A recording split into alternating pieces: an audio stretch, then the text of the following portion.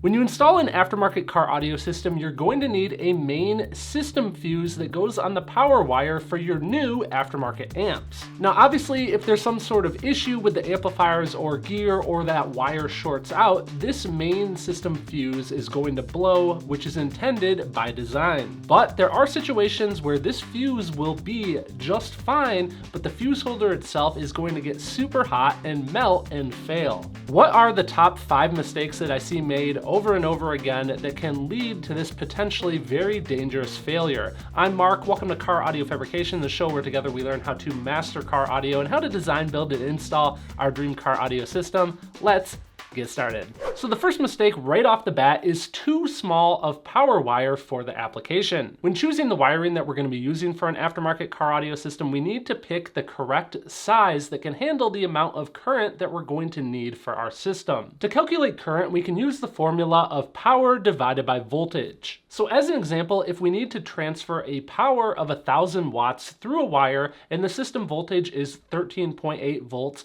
we're going to have a current going through that wire of about 72.5 amps. But there are a couple of other details that will impact how we pick our wiring, things like amplifier efficiency and how long the wiring actually needs to be. I go into a lot more detail on this topic on a related video here on the channel. I definitely recommend that you guys check that out. The moral of the story here is that using too small of wiring can cause the wiring to heat up. So even if the fuse holder and fuse is properly sized, that wiring can transfer heat into the fuse holder and cause it to potentially fail. Now, the next mistake is poor fuse type. In my experience and in my opinion, I recommend avoiding these glass AGU style fuses. The reason being, the way that these fuses is held in is with these little tension tabs, and I found that these tabs seem to kind of, for whatever reason, lose their strength depending on the quality of the fuse holder. It seems like they can lose their strength over time, and it can lead to issues where you don't have a good connection between that tab and the fuse itself. Or if exposed to the elements, sometimes corrosion seems to form in between that connection because it's not super tight.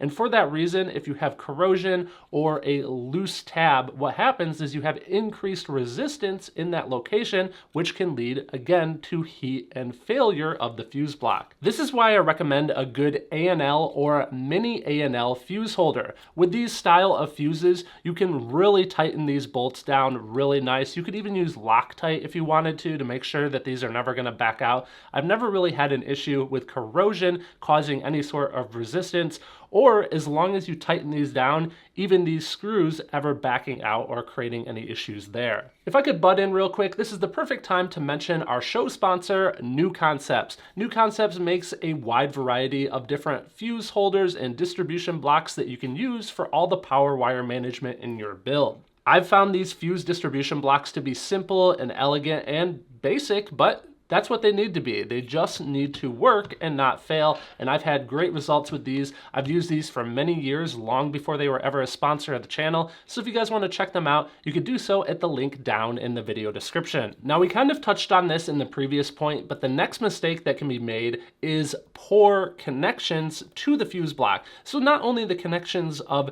the fuse to the fuse block, but also the wiring to the fuse block. If these set screws here that tighten into the wire aren't tightened down really good and strong, what can happen is, again, you can end up with resistance that over time will cause the fuse holder to fail. Some of the other issues that we also mentioned can even lead to these screws loosening. What I mean by that is if you were to use too small of a power wire and it's constantly heat cycling every time you have the vehicle on and off, it can actually lead to that screw becoming a little bit looser over time, which can compound your issues because now you're not only having that heat failure in the wire, but also the loosening failure, which builds up more resistance and can lead this to fail. Even your fuse holder being in too close of proximity to the engine or another hot component within the engine compartment can lead to this type of failure. So when you're picking a location for the fuse holder to be mounted in the engine compartment, try to stay as far away as possible from heat sources. Now, another mistake that leads to fuse block failure is wire corrosion. You may be familiar with this if you look at an install that's been in an engine compartment for a while. You may see some sort of corrosive materials kind of built up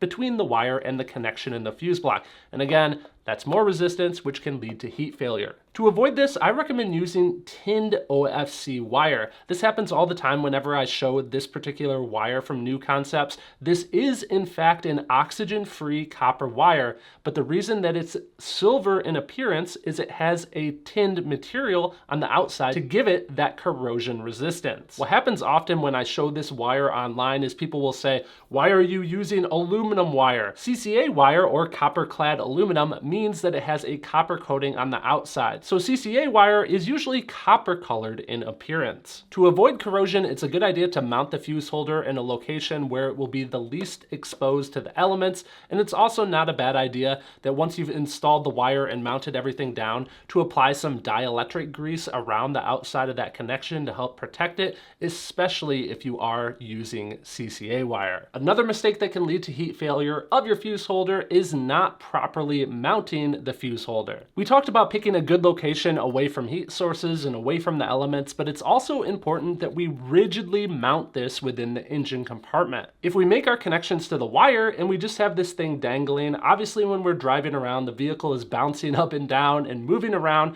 and this is going to be more prone to having that connection between the wire and the terminal loosening up. And again, I've said it multiple times in this video, when we have a loose connection, it leads to that increased resistance and the heat failure. The best install practice is you always want to make sure that this is somehow rigidly mounted in the vehicle. If you guys want to see a full video I did where I made a bracket for one of these very simply, you guys can check out that related video on the channel as well. Now, I want to hear from you guys. Have you ever seen a melted fuse holder before? What do you think was the cause of it? And do you have anything to add? What are some other potential issues that can lead to these failing? I appreciate you guys chiming in on this topic, or even just dropping me a line to say hello. Next time you are picking out a fuse block and wiring for your car audio build, definitely check out our show sponsor, New Concepts. You guys can learn more at the link down in the video description. A big thanks to them, along with Jerry, William, and the rest of the Patreon membership team. A big thanks to all those guys for making these videos possible. And you know what? Thanks for tuning in, you guys. I appreciate you watching.